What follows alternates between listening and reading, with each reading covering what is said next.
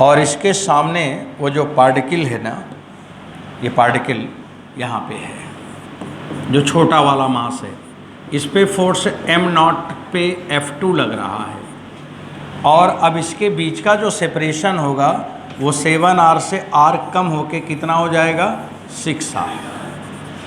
देखो 6r ही हो रहा होगा, देख लो, ये देखो इतना, ये सेंटर है ना, जब ये इसको आप लोगे, देखो यहाँ पे, जब आप इसको लोगे यहाँ पे इतना, तो ये r कम हो जाएगा। जब r कम हो जाएगा तो कितना हो जाएगा, 6r हो जाएगा। तो वही 6r लिखा है। अब चलिए थोड़ा कैलकुलेशन को और आगे बढ़ा लेते हैं। अब हमारे सामने कोई टेंशन नहीं है, केवल क्या चाहिए, m1 और m2 चाहिए। और इस फोर्स F1 में अगर हम F2 को निकाल दें तो नेट फोर्स आ जाएगा। नेट फोर्स कैसे आएगा, F1 माइनस F2, क्योंकि उसको निकाल दोगे तो कैविटी बन जाएगा, और जब उसको निकाल दोगे तो कैविटी वाला फोर्स आ जाएगा, और कैविटी वाला फोर्स ही मेरे से पूछा है। तो बच्चों यहाँ पे F का मान लिखा जाए तो F बराबर क्या लिखोगे, F1 माइनस F2 लिखोगे। अब इसे कैलकुलेशन कर लो, जी m1 अपान r स्क्वायर माने 7r स्क्वायर, ये हुआ। यहाँ पे g को बाहर कर लो ऐसे, और इसको अंदर करो, माइनस क्या करोगे, m2 अपान 6r का स्क्वायर करोगे, और जिस पे लग रहा है उसको बाहर देखो बैठा के, m0 हो गया, तो फोर्स का माइनस हो गया। अब आपको m1 और m2 निकालना बाकी है बस, और जब निकल जाए तो उसी में रख दिया जाएगा। m1 और m2 कैसे निकालेंगे, यहाँ देख लो आप।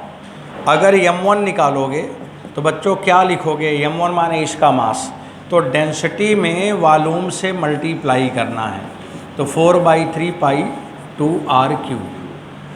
अब आप देखिए यहाँ पे 8r³ आएगा, और डेंसिटी में नीचे 7 आया था, बाकी सब कट जाएगा, इसका वैल्यू आ जाएगा, कितना आ जाएगा, 8m/7।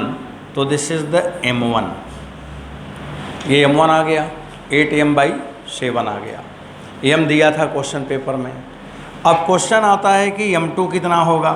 m2 हमें वैसे ही समझ में आ रहा है कि अगर टोटल मास m है कैविटी बनाने के बाद, और अगर m1 8m/7 है तो m/7 होगा, और नहीं तो निकाल लो, कैलकुलेशन करके निकाल लो। अब कैलकुलेशन करके निकालें, मान लो लकीर के फ़कीर हैं और कैलकुलेशन ही करना है तो कर लो। तो डेंसिटी इंटू 4/3 पाई, उसका रेडियस क्या है, r³ है। अब इसे जब कैलकुलेशन कर लोगे तो m/7 आ ही जाएगा। तो बच्चों वैसे भी समझ आ रहा था आपको, जैसे समझ आए वैसे लिख लें। तो ये हो जाएगा m/7। अब आपको m1 और m2 दोनों मिल गया। अब आप यहाँ पे रखिए, रख के लगा लीजिए, अपना कैलकुलेशन कंप्लीट हो गया। समझ आ गया। तो स्फेरिकली सिमेट्रिक का मतलब हमने बताना चाहा कि अगर कोई बॉडी को किसी में से काट के निकाल दिया जाए तो उसको सवाल लगाने की एक टेक्निक ये भी है कि सेंटर ऑफ मास का पोजीशन निकाल लो और वहाँ पे टोटल मास मान के लगा लो। लेकिन वो नहीं यूज़ करना है, बल्कि आपको क्या करना है, इंडिविजुअल एक का निकालो, दूसरा निकालो, माइनस हो रहा है तो माइनस कर दो। आप ऐसे करेंगे, ये इसका मेथड है, इसलिए स्फेरिकली सिमेट्रिक वर्ड लिखा गया है, उसका यूज़ यहाँ पे हम कर रहे हैं। अब आपको कुछ रिजल्ट को लिख के बताना है, इसे नोट कर लीजिए, अब इसे घर पे लगाना। अब आगे बढ़ो, अगला इंफॉर्मेशन।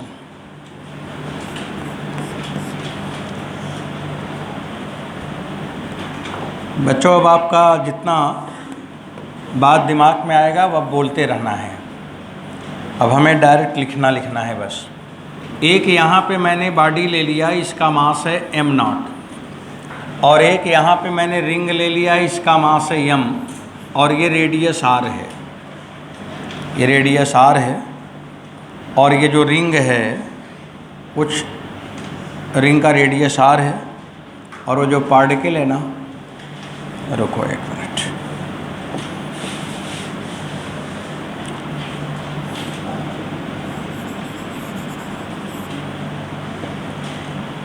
ये बच्चों इसका ये सेंटर है और ये रेडियस r है। यहाँ से x दूरी पर ये मास रखा गया है।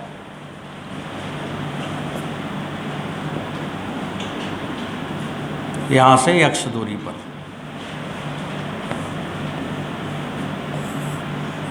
ये यहाँ रखा हुआ है। अब ये वाला ये रिंग फिक्स है, ये फिक्स है। अब हमें ये पता करना कि उस पर कितना फोर्स लग रहा है। अभी आपने पढ़ा इलेक्ट्रोस्टैटिक में, तो अब आज पढ़ेंगे नहीं, आज सीधा लिखेंगे।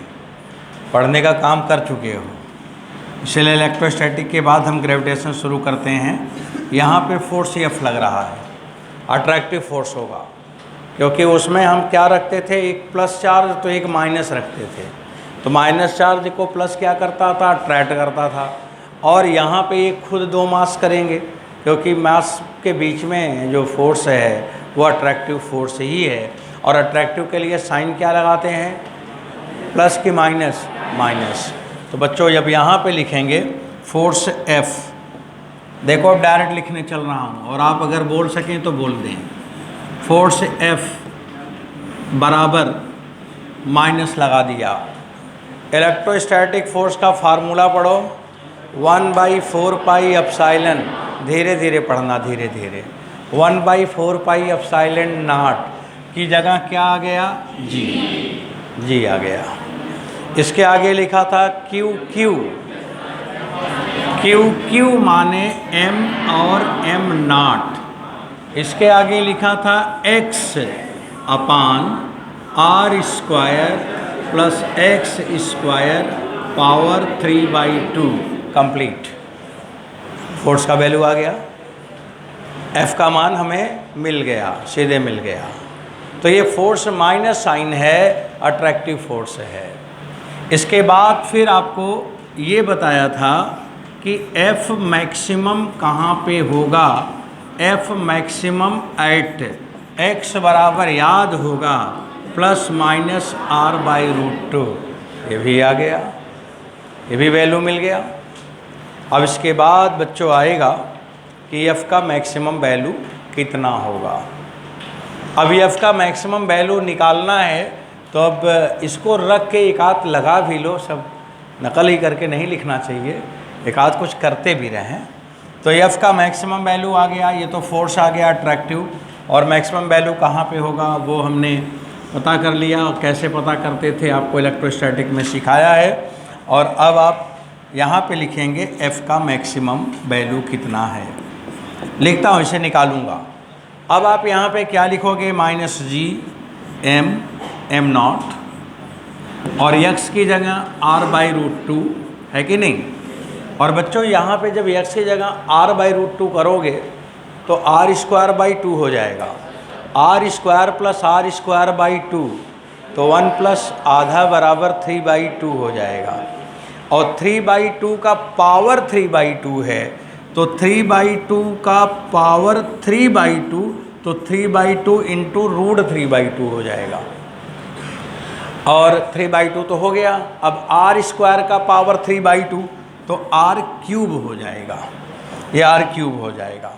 अब इसके बाद यहाँ पे वैल्यू लिखा जाए तो आप लिख सकते हैं -g m नॉट। देखो ये नीचे तो r² पहले लिख लो, जो बन सक रहा है बना लो। बच्चों ये √2 और √2 कट जाएगा, और ये ऊपर 2 चला जाएगा, ये 2 चला जाएगा, और नीचे क्या हो जाएगा, 3√3 हो जाएगा। ये आपको मिल गया what will experience maximum force. तो ये मैक्सिमम फोर्स आएगा -2g m not upon 3√3 r²। समझ आया, ये कैलकुलेशन का पार्ट है, इसे ध्यान रखना है। एग्ज़ाम में आएगा तो जैसे हम कर रहे हैं ऐसे आपको भी समझ के लिखना है।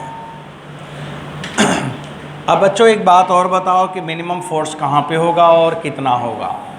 अब ये फोर्स तो x पे डिपेंड कर रहा है ना, तो अगर x बराबर 0 कर दो सेंटर पे, तो F का मान मिनिमम आ जाएगा, बराबर 0 होगा। अगर ये लिखा जाए कि x बहुत छोटा है r से, मतलब ये जो मास है ये बहुत नज़दीक है, किसके? रिंग के बहुत नज़दीक है। और अगर रिंग के बहुत नज़दीक है तब उस समय फोर्स कितना होगा और किस टाइप का होगा।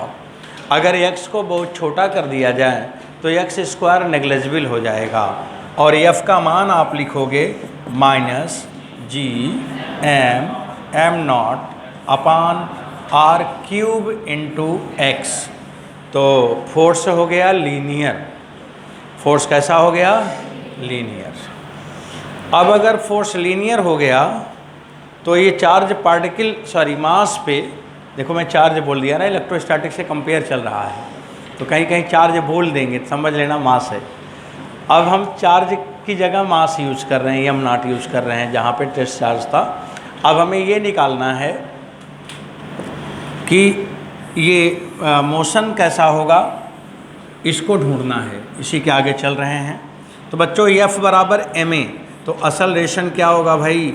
F upon am not. कौन पार्टिकल पे असलरेशन लगेगा? जो उधर है। ये तो फिक्स कर दिया, रिंग तो फिक्स है, जो फ्री है उसी पे तो असलेशन की बात होगी ना।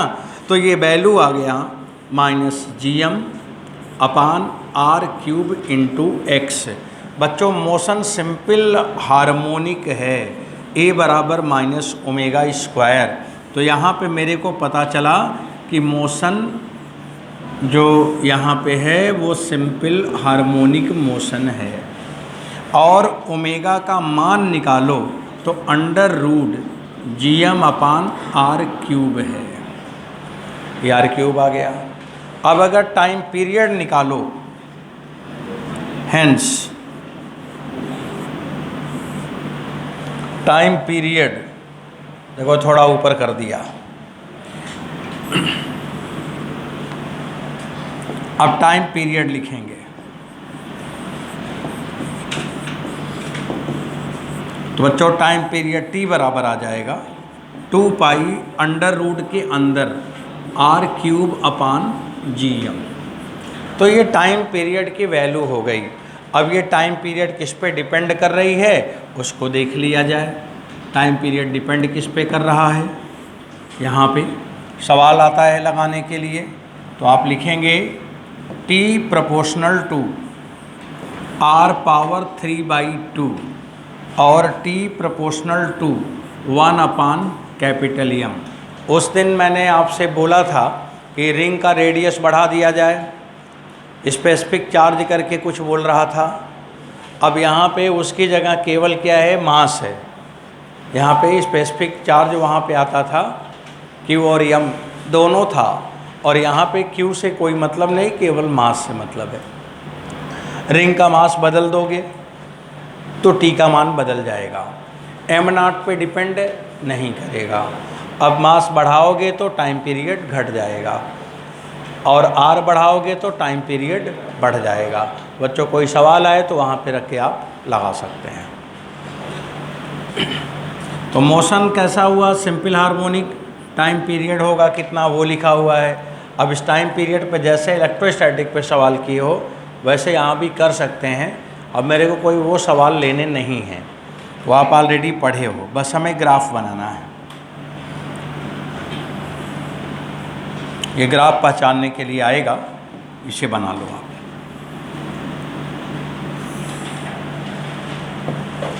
जब देखो यहाँ पे मास है और यहाँ पे है तो ये इधर की तरफ फोर्स लग रहा है F, इधर की तरफ फोर्स लग रहा है F, और ये फोर्स लेफ्ट में अगर है तो माइनस कर दिया जाए और अगर राइट में है तो प्लस कर दिया जाए, क्योंकि फोर्स बच्चों वेक्टर क्वांटिटी है ना, तो डायरेक्शन आपको बताना पड़ेगा।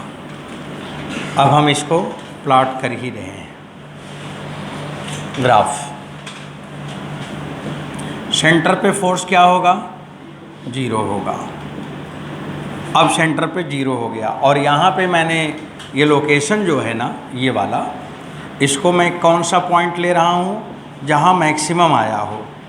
वो पॉइंट का नाम बताओ जहाँ मैक्सिमम आया हो। r/√2 और यहाँ पर भी r/√2 होगा।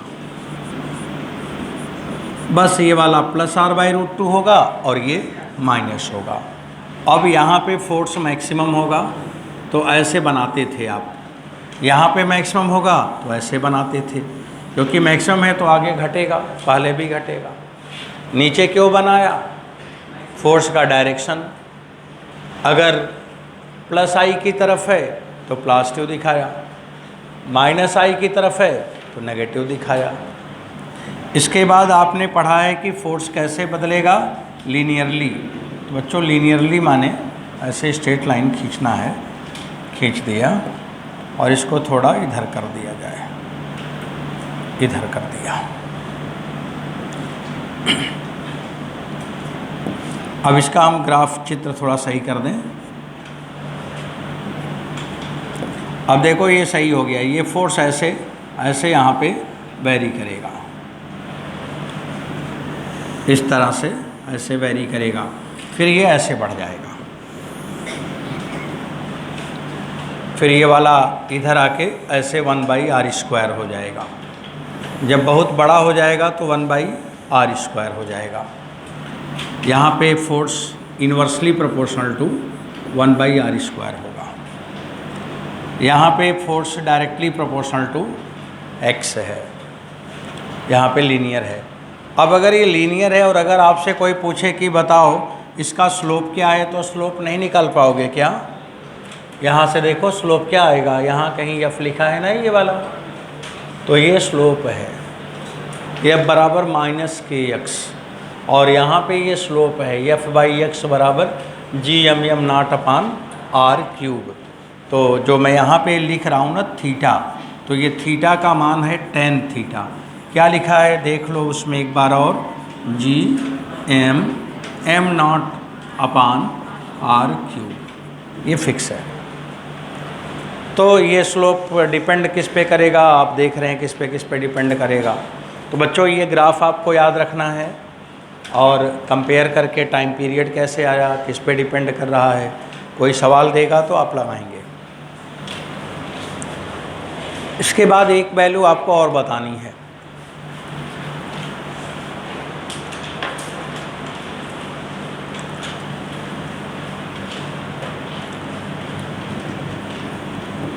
अब जो लोग सब लोग फ्री हो गए हैं तो अगला इंफॉर्मेशन मैं यहाँ पे बना ही रहा हूँ। देखो एक ये अगला क्वेश्चन पे डिस्कशन शुरू। ये मास m0 है और इसके सामने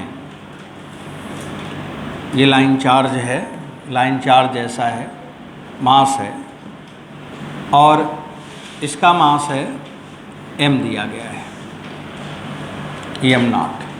और बच्चों इसकी लेंथ है l और यहाँ से लेके यहाँ तक का डिस्टेंस है d। तो पूछा है कि what is the gravitational force. आपको याद है इसमें ग्रेविटेशनल फोर्स की जगह इलेक्ट्रोस्टैटिक फोर्स क्या बताया था, 1/4πε Q1 Q2 अपान r ज्योमेट्रिकल मीन स्क्वायर। याद है, यहाँ हमें ज्योमेट्रिकल मीन लेना है। अब ज्योमेट्रिकल मीन लेना है तो उस समय मैंने 2 रेडियस सिखाया था। 2 रेडियस कौन कौन 2 लेना था, यहाँ से कहाँ से शुरू हुआ और कहाँ तक गया, इसको मैंने r1 कहा था और इसको मैंने r2 कहा था। और बच्चों rgm बराबर √r1 × r2 है और f का मान अब लिखोगे तो 1/4πε को हटा दो, वहाँ पे g लगा दो, -g भी लिख सकते हो, माइनस का मतलब अट्रैक्टिव नेचर, आप माइनस भी लिख सकते हो, माइनस भी लगा दो, g m1 m2 अपान r/gm², तो d × d + l हो गया, कैलकुलेशन कंप्लीट। माइनस साइन का मतलब है अट्रैक्टिव फोर्स, आप चाहो तो माइनस हटा दो। अब जैसा ऑप्शन में दिया होगा ना उसके हिसाब से आप एग्ज़ाम में डिसाइड करोगे। अब अगर माइनस नहीं होगा तो ब्रैकेट में हमें लिखना पड़ेगा कौन सा फोर्स है, अट्रैक्टिव, बस। और अगर माइनस है तो दुनिया समझ जाती है कि अट्रैक्टिव लिखा है। तो बच्चों ये हुआ। अब आपको कोई भी सवाल जितने आपने इलेक्ट्रोस्टैटिक में पढ़ा है, कूलॉम्स लॉ, सारे के सारे सवाल यहाँ पे हो गए। अब केवल चेंज क्या करना है, 1/4 पाई एप्सिलॉन नॉट की जगह जी और क्यू की जगह एम, बस। अब बताओ ग्रेविटेशन बात समझ में आई कि नहीं। इलेक्ट्रोस्टैटिक के बाद अगर हम पढ़ते हैं तो एकदम इजी हो गया। हमने इलेक्ट्रोस्टैटिक पे सारा काम किया है, सारे सवाल वही हैं, सिर्फ थोड़ा सा बदलना है। क्या बदलना है, 1/4 पाई एप्सिलॉन नॉट की जगह जी और क्यू की जगह एम, बाकी कोई चेंज वेंज नहीं होता। अब चाहे एक सवाल लगाएं, चाहे कहो तो पूरा इलेक्ट्रोस्टैटिक का सवाल रिपीट कर दें, जितना जितना पढ़ा है। आइए आगे अब चलते हैं, थोड़ा सा कुछ और इन्फॉर्मेशन लेंगे। जब आपने फोर्स पढ़ा तो फोर्स के बाद आपने क्या पढ़ा था, फील्ड पढ़ा था। अब यहाँ पे हमें पढ़ना है ग्रेविटेशनल फील्ड। तो नेक्स्ट पॉइंट लिखिए, ग्रेविटेशनल फील्ड। अब आप ग्रेविटेशनल फील्ड पढ़ेंगे। ग्रेविटेशनल फील्ड,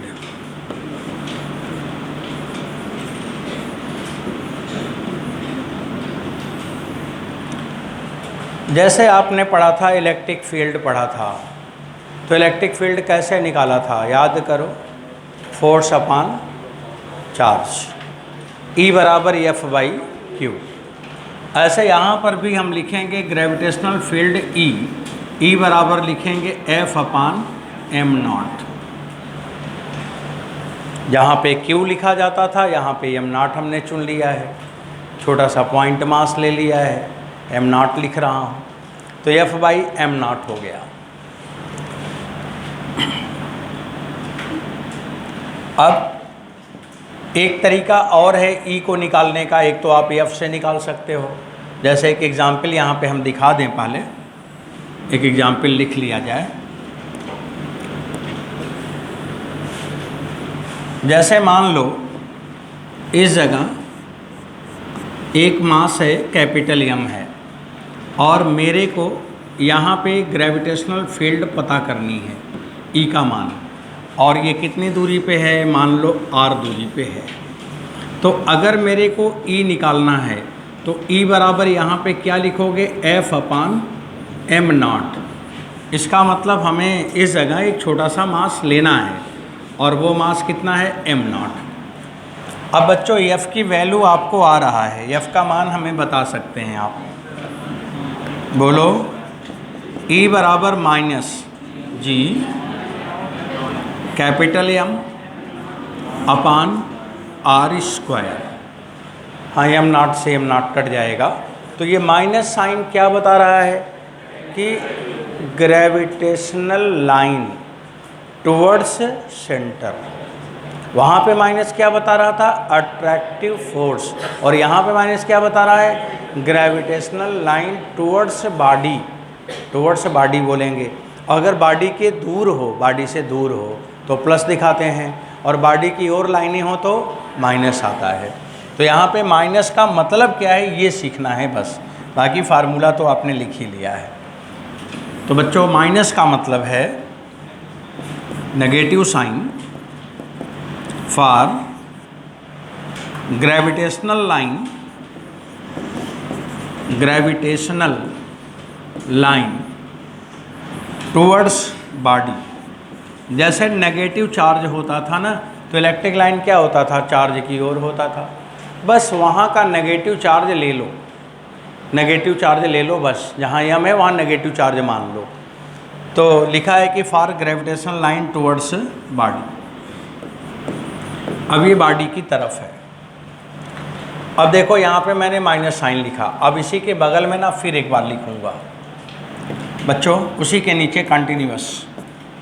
जैसे ये बॉडी हमने लिया, ये मास M है, और यहाँ से कुछ दूरी पर ये पॉइंट है, और यहाँ से यहाँ तक की दूरी क्या है, R है। अब इस जगह ग्रेविटेशनल फील्ड आपको बताना है, तो ग्रेविटेशनल फील्ड इधर दिखा दो। जब इधर दिखा दोगे तो माइनस साइन क्या लगाएंगे, नहीं लगाएंगे। अगर हम इधर एरो लगा के तब लिखें तो नेगेटिव अब मत लिखना, तब क्या लिखना, Gm/r²। और अगर इसको हम ग्राफ पे दिखाएं, ग्राफ पे दिखाना पड़ेगा, तो कैसे दिखाएंगे ये बता रहा हूँ। अब बच्चों ये देखो माइनस साइन है ना, और ये वेक्टर क्वांटिटी है,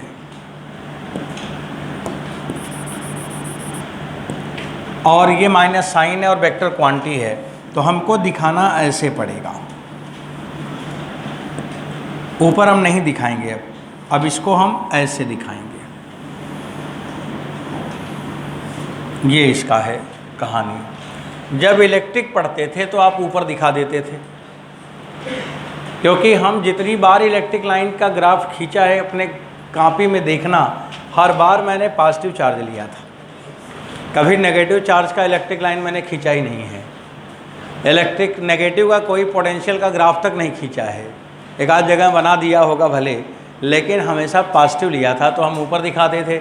लेकिन अब यहाँ पे ऊपर आपको देखने को नहीं मिलेगा, थोड़ा सा अंतर चला, क्योंकि अब इलेक्ट्रिक लाइन नहीं है, ये ग्रेविटेशन लाइन है और टुवर्ड्स बॉडी है।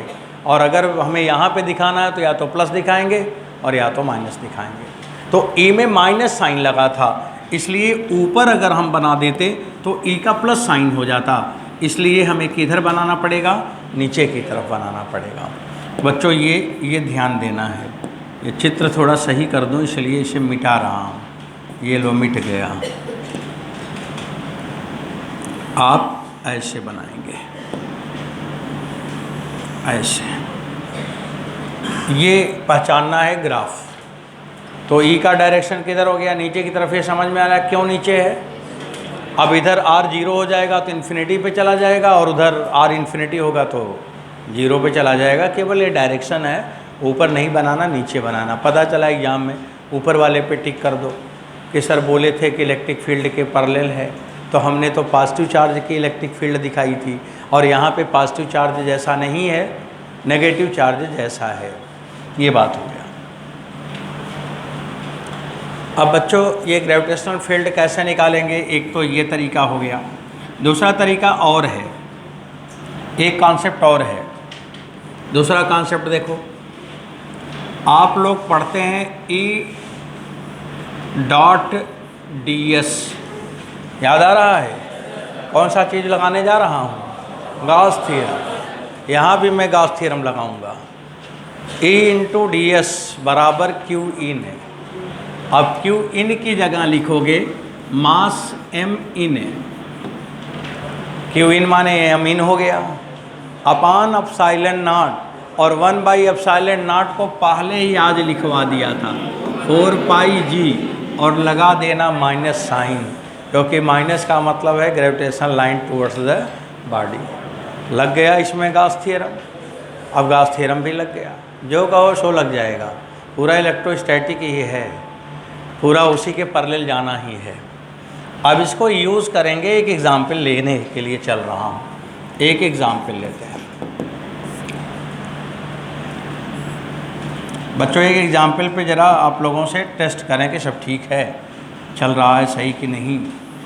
एक मैंने बॉडी ले लिया, और इस बॉडी का रेडियस r है। इस बॉडी का बच्चों रेडियस r है, ये रेडियस r है।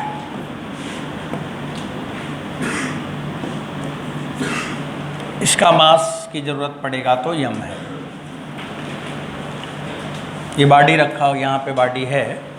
अब हम लोगों से ये पूछा है कि find gravitational field, find gravitational field.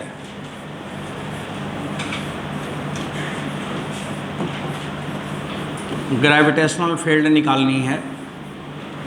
Gravitational field at number 1 r less than r, number 2 r equal to 0, number 3 r equal to r, number 4 r greater than r। जैसे इलेक्ट्रिक फील्ड पढ़ते थे सेंटर पे, outside, surface, ये सब वैसे यहाँ भी है। अब हम एक एक कैलकुलेशन शुरू करेंगे। पहले r लेस देन r की बात करेंगे। आपके पास अगर रिजल्ट है तो डायरेक्ट भी लिख सकते हो, और अगर नहीं याद आ रहा है तो कोई टेंशन नहीं है, आप यहाँ देखिए मैं लगाने चल रहा हूँ। तो बच्चों सलूशन अब यहाँ पे देखेंगे, क्योंकि अब आपको आज सलूशन पढ़ना नहीं है, आज आप पढ़ें उसे कंपेयर करना है, बस देखना है कि कैसे हो रहा है। सबसे पहला काम क्या है, डेंसिटी निकालना। आपको याद होगा उस समय मैंने कहा था कि अगर नॉन कंडक्टिंग बॉडी है तो वॉल्यूम चार्ज डेंसिटी लेना। तो वहाँ पे नॉन कंडक्टिंग और यहाँ पे सॉलिड एक ही मतलब है। अगर सॉलिड है तो नॉन कंडक्टिंग जैसा है, और अगर यहाँ हालो हो जाए तो कंडक्टिंग जैसा हो जाएगा। तो ये सॉलिड है तो नॉन कंडक्टिंग जैसा है। तो रो बराबर आप क्या लिखोगे, अगर लिखना है तो m/4/3 पाई r क्यूब। तो बच्चों आप लिखोगे 3m/4 पाई r क्यूब। अब देखो मेरे को सवाल लगाना क्या है, r लेस देन r के लिए जाना है, r less then capital R, इसके लिए जाना है, इसके लिए पढ़ना है। अब इसके लिए पढ़ो बच्चों, फिर पढ़ो क्या करोगे, एक हमें गॉसियन सरफेस लेना है। अब गॉसियन सरफेस हो गया और इसका रेडियस कितना है, स्मॉल r, ये स्मॉल r हो गया।